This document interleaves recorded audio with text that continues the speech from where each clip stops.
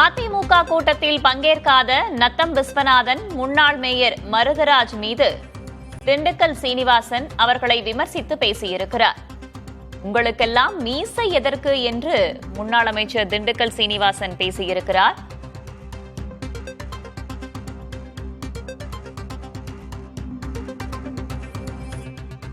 எதுக்கு இதை சொல்றேன்னு சொன்னா, நாம யாரும் ஒதுக்குங்க மந்திரி பதவி கிடைக்கும் என்பதற்காக சென்றவர்கள் ஏதோ மாபெரும் தவறை மாண்புமிகு எடப்பாடி அரசு போல திமுகவுக்கு போய் முதலமைச்சராக சொன்னா கேட்பில் நெறிமுறை கேட்கிறவர்களுக்கு அறிவு வேணும்ல.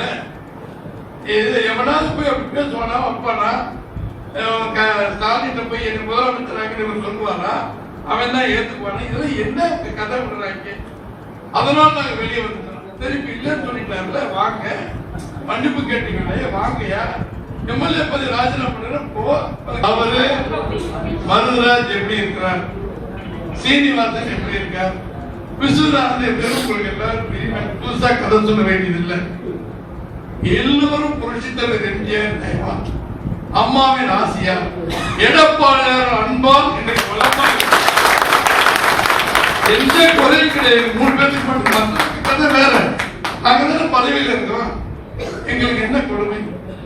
என் மகன் விஜய் கட்சிக்கு போறேன்னா நான் தடுக்கலன்னா நான் ஆம்பளையான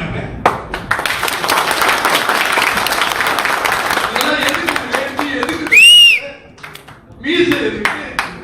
என்ன கடை நாடகம்? 73 இப்படியே வளர்ந்து ஒரு மேயர் ஆக்கி ஒரு மனுஷனாக்கி இந்த நாட்டில் வாரிய தலைவர் எல்லாமே பண்ணி இறைவன் ஆக்கியிருக்கிற அம்மாவும் தலைவர் காலத்தில் வந்திருக்காரு. நாங்கெல்லாம் மரியாதை சூரியன கூட மண்ணை தின்னு கூட பேசாம.